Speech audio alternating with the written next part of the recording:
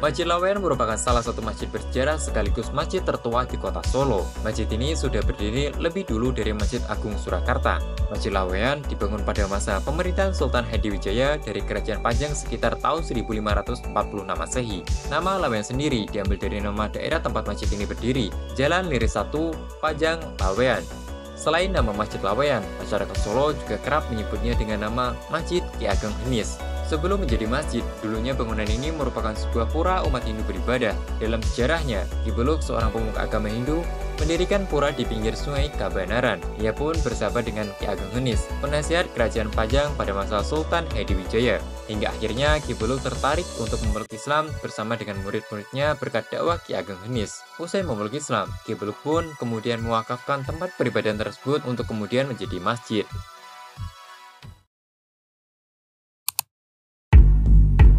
Ki Ageng Henis atau Ki Ageng Henis merupakan putra dari Ki Ageng Selo dan Nyai Picak atau Nyai Ageng Selo, terah langsung dari silsilah Raja Brawijaya V yang merupakan raja terakhir kerajaan Majapahit di Jawa Timur. Sebagai pemeluk Islam yang taat, Ki Ageng Henis dikenal luas sebagai ulama yang sering melakukan syiar Islam ke banyak orang, termasuk kepada masyarakat di desa Laweyan pada saat itu. Jasa Ki Ageng Henis dalam memajukan industri dan perdagangan batik di desa Laweyan memang sangat besar. Kontribusi dan totalitasnya membantu perekonomian warga Laweyan sangat dirasakan. Masjid Laweyan merupakan masjid tertua yang berada di Surakarta, berusia hampir 5 abad. Luas seluruh bangunan masjid ini sekitar 700-an meter persegi dengan panjang 25 meter dan lebar 35 meter. Bentuk arsitektur dari Masjid Laweyan dipengaruhi oleh budaya Hindu. Hal ini dikarenakan Masjid Laweyan dulunya merupakan sebuah pura, sehingga bentuk arsitekturnya juga menyerupai pura. Bangunan Masjid Laweyan memiliki fondasi yang ditempatkan sekitar 2 meter lebih tinggi di atas permukaan tanah. Tata ruang Masjid Laweyan merupakan tipologi masjid Jawa pada umumnya. Ruang masjid dibagi menjadi 3 bagian, yakni ruang induk utama, serambi kanan untuk kaum perempuan, dan serambi kiri bagian perluasan masjid untuk tempat sholat berjamaah. Terdapat 3 buah lorong di bagian depan masjid sebagai jalur masuk ke dalam Masjid Laweyan. 3 lorong itu mengandung makna filosofi yang mendalam, yaitu 3 tahapan keimanan seseorang: iman, Islam, dan ihsan.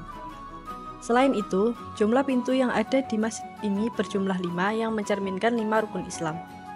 Masjid ini memiliki atap berbentuk limasan bersusun 3 atau tumpang 3, yang menjadi ciri khas masjid tradisional Jawa dan melambangkan hubungan antara manusia, alam, dan Tuhan. Dinding Masjid Laweyan terbuat dari susunan batu bata dan semen. Sebelum dibangun seperti sekarang, bahan-bahan bangunan masjid sebagian menggunakan kayu. Bagian interior dihiasi dengan ornamen ukiran khas Jawa bermotif flora dan kaligrafi Arab yang memperlihatkan perpaduan seni lokal dan nilai-nilai Islam. Kekhasan lain yang terkait dengan Masjid Laweyan adalah sebuah mata air sumur yang berada di kompleks masjid. Konon, mata air ini muncul dari injakan kaki Sunan Kalijaga. Air sumur ini tidak pernah kering meskipun sedang dalam musim kemarau panjang.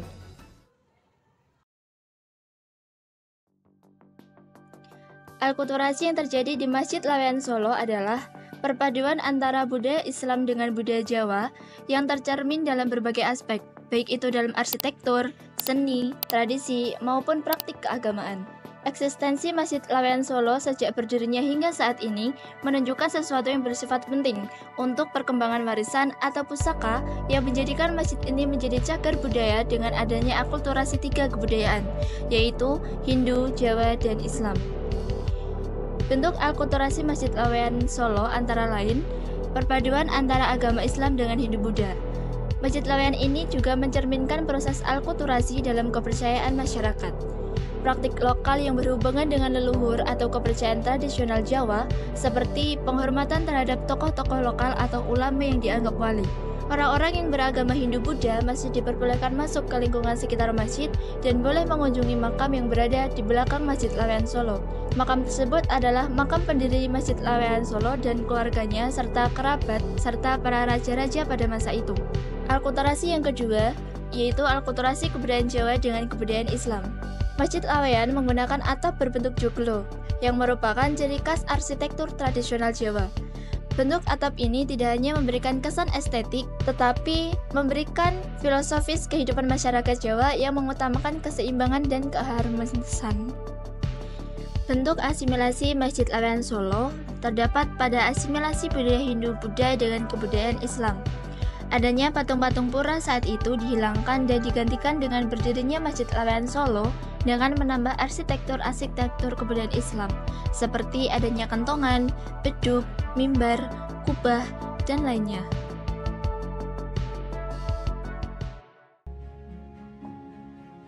Masjid Laweyan tidak hanya berfungsi sebagai tempat ibadah, tetapi juga sebagai simbol persatuan dan akulturasi budaya yang telah berlangsung selama berabad-abad. Keberadaannya mencerminkan perjalanan panjang sejarah Islam di Indonesia serta peran pentingnya dalam masyarakat lokal. Seiring berjalannya waktu, Masjid Laweyan terus beradaptasi dengan kebutuhan masyarakat. Saat ini, selain digunakan untuk sholat 5 waktu dan pengajian, masjid ini juga sering digunakan untuk kegiatan sosial seperti akad nikah. Kegiatan pendidikan Al-Quran juga berlangsung di sini, menunjukkan bahwa masjid tetap relevan dalam kehidupan komunitas modern.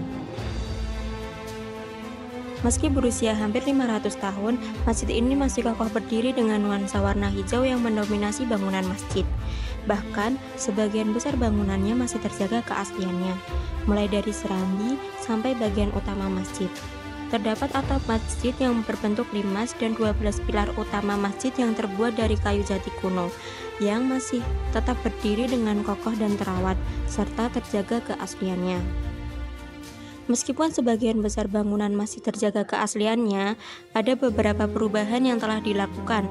Misalnya, penghapusan sekat. Dulu terdapat sekat antara bangunan utama dan ruang di sisi kanan serta kiri. Namun, sekat tersebut telah dihilangkan. Setelah itu ada tempat wudhu. Bak besar untuk wudhu yang sebelumnya ada juga telah dibongkar. Renovasi struktural. Beberapa bagian bangunan mengalami renovasi untuk menjaga keawetan struktur tanpa menghilangkan nilai historisnya. Misalnya, tiang-tiang kayu jati kuno yang masih dipertahankan. Di sebelah barat masjid terdapat sebuah kompleks pemakaman yang salah satu dari makam tersebut merupakan pendiri Masjid Laweyan, yaitu Ki Ageng Henis.